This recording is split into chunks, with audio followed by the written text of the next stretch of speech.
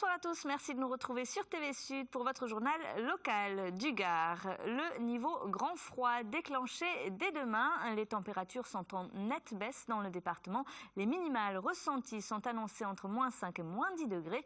Le dispositif d'accueil hivernal est donc renforcé dans le Gard. 644 places sont disponibles pour les personnes sans abri. Pour signaler une personne en difficulté, composez le 115 pour alerter le SAMU social. La lutte contre les violences faites aux femmes. Dans le Gard, un schéma de lutte est mis en place pour améliorer la prise en charge des victimes et libérer la parole. Un plan présenté aujourd'hui au cours d'une journée d'études organisée par le Centre d'information sur les droits des femmes et des familles. Les explications, Olivier Michel. Chaque année en France, 200 000 femmes sont victimes de violences physiques ou sexuelles et en 2012, 148 en sont mortes. Une escalade de la violence intraconjugale qu'a vécue Alexandra Lange pendant 12 ans jusqu'à ce qu'elle ne tue son mari. D'abord, c'est les quelques réflexions. Ensuite, les insultes, les rabaissements. La violence qui commence à s'installer. Tout, c'est un tout. Ça va en montant et dès l'instant où ça commence à atteindre les enfants, là il faut s'alarmer.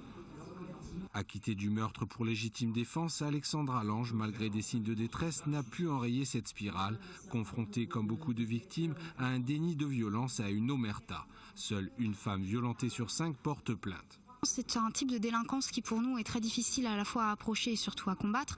Les violences intrafamiliales, par définition, se situent dans le cercle de l'intimité et donc c'est très difficile pour nous de nous y immiscer. Et c'est pourquoi ce qu'on cherche avant tout à améliorer, c'est le déclic de la femme, c'est cet appel à l'aide qu'elle peut le faire. Une plateforme d'écoute est joignable au 3919. Au niveau départemental, un schéma de lutte contre les violences faites aux femmes est lancé.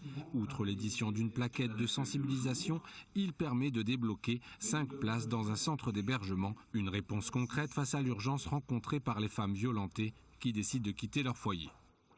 Ça se précise pour le parc d'attractions du Gard. Les élus des collectivités territoriales et la Caisse des dépôts et consignations vont intégrer le comité de pilotage. Le chef de projet Jean-Loup Coligny doit rencontrer Jacques Attali. Quant au thème du parc, il s'oriente vers les jeux vidéo. Toujours côté tourisme, le train à vapeur des Cévennes, bientôt une ligne régulière pour les voyageurs. C'est en tout cas ce qu'envisage l'agglomération d'Alès qui entend revaloriser le transport ferré dans son schéma de cohésion territoriale. Rappelons que le transport de voyageurs a cessé en 1940 et que la ligne n'a dû son salut qu'à l'exploitation touristique dans les années 80. Olivier Michel était présent lors du congrès national des exploitants de trains touristiques à Alès. Regardez.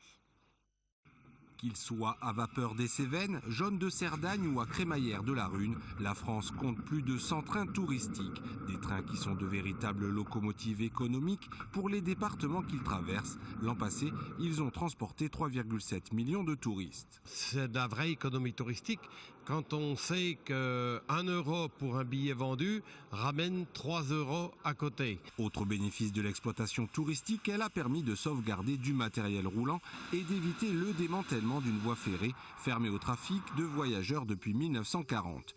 Une voie ferrée dont Alès Agglomération a pris la gestion en 2013 et qui pourrait retrouver son usage commercial en dehors de la saison touristique. L'idée d'Alès Agglomération, et c'est inscrit aujourd'hui au SCOT, c'est de réfléchir à un projet de transport public au départ des vallées cévenoles à destination d'Alès, peut-être pour du transport scolaire, pour amener des gens, des élèves à l'école le matin. Donc voilà des perspectives aussi qui sont en raccord avec le Grenelle de l'environnement. Labellisé par l'État pôle d'excellence rurale, les 13,2 km de la ligne et ses ouvrages d'art entre Anduze et Saint-Jean-du-Gard vont ainsi être rénovés. Une opération de 3,6 millions d'euros qui va durer 4 ans. On va faire du jointoyage sur des murs, on va reconstruire des caniveaux, on va rétablir le passage de l'eau ou rejointoyer des tunnels pour 40 ans de plus. De quoi pérenniser une activité touristique phare du département. En 2013, avec 130 000 passagers, le train à vapeur des Cévennes a généré 2 millions d'euros de chiffre d'affaires. Il emploie 17 saisonniers et sur l'année, 11 personnes à temps plein. C'est la fin de ce journal. Merci de l'avoir suivi. Passez une excellente soirée sur TV Sud.